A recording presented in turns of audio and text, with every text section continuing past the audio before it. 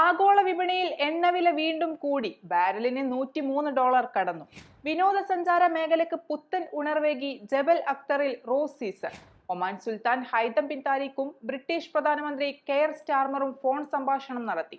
India Oman സാമ്പത്തിക സഹകരണം ION business സമ്മേളനം ഇന്നു മുതൽ.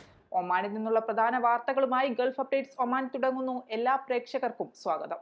Gulf updates Oman brought to you by Shahi Foods and Spices, powered by Purushottam Kanji Exchange.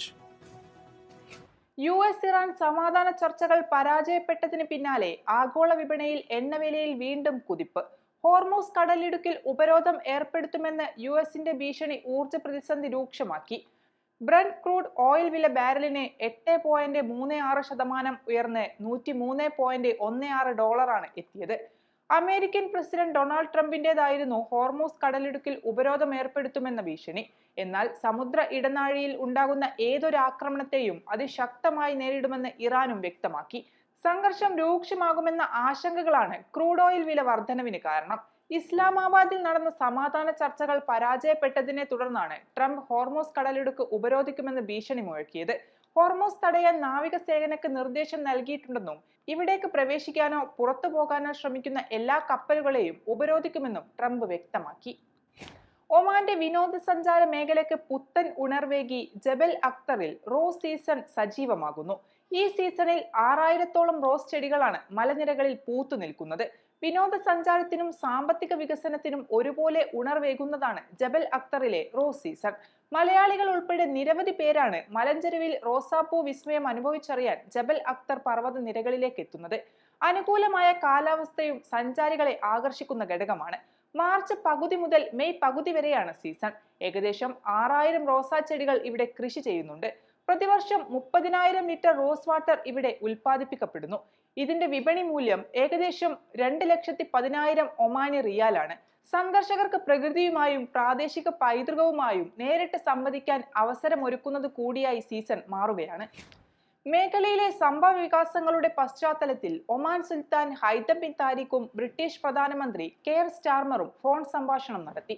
ഇസ്ലാമാബാദിൽ നടന്ന ചർച്ചകൾ ധാരണയാകാതെ പിരിഞ്ഞ സാഹചര്യത്തിൽ നയതന്ത്ര ഇടപെടലുകൾ ശക്തമാക്കണമെന്ന് ഇരു നേതാക്കളും ആഹ്വാനം ചെയ്തു.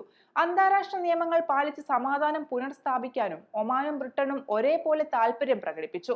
പ്രശ്നങ്ങളുടെ യഥാർത്ഥ കാരണങ്ങൾ കണ്ടെത്തി പരിഹരിക്കേണ്ടതിന്റെ ആവശ്യകതയും ഇരു നേതാക്കളും പങ്കുവച്ചു. ഇന്ത്യയും ഒമാനും തമ്മിലുള്ള വ്യാപാര സാമ്പത്തിക ബന്ധങ്ങളിൽ പുതിയ കുതിച്ചുചാട്ടം ലക്ഷ്യമിട്ട് ഇന്ത്യ ഒമാൻ നെറ്റ്വർക്ക് സംഘടിപ്പിക്കുന്ന ഓൺലൈൻ കോൺഫറൻസുകൾക്ക് തിങ്കളാഴ്ച തുടക്കമാകും. ഇരു രാജ്യങ്ങളും തമ്മിലുള്ള സമഗ്ര സാമ്പത്തിക പങ്കാളിത്ത കരാറിന്റെ പശ്ചാത്തലത്തിൽ ബിസിനസ് സാധ്യതകൾ പരമാവധി പ്രയോജനപ്പെടുത്തുകയാണ് സമ്മേളനത്തിന്റെ പ്രധാന ലക്ഷ്യം. മസ്കത്തിലെ ഇന്ത്യൻ എംബസിയുടെ ആഭിമുഖ്യത്തിലാണ് വെർച്വൽ പ്ലാറ്റ്ഫോം ഒരുക്കിയിരിക്കുന്നത്. കൃഷി, ഭക്ഷ്യ സംരക്ഷണം, ലോജിസ്റ്റിക്സ്, സാങ്കേതിക വിദ്യ, ഊർജം തുടങ്ങിയ പ്രധാന മേഖലകളിലെ നിക്ഷേപ സാധ്യതകളും സംയുക്ത സംരംഭങ്ങളും കോൺഫറൻസ് ചർച്ച ചെയ്യും. ഇന്ത്യയിലെയും ഒമാനിലെയും സർക്കാർ പ്രതിനിധികൾ, പ്രമുഖ വ്യവസായികൾ, നയരൂപീകരണ വിദഗ്ധർ തുടങ്ങിയവർ വിവിധ സെഷനുകളിൽ പങ്കെടുക്കും. ഇരു രാജ്യങ്ങളിലെയും സംരംഭകർക്ക് തങ്ങളുടെ ബിസിനസ് നിർദ്ദേശങ്ങൾ അവതരിപ്പിക്കാനും അനുയോജ്യരായ പങ്കാളികളെ കണ്ടെത്താനും ഈ കോൺഫറൻസ് അവസരമൊരുക്കും.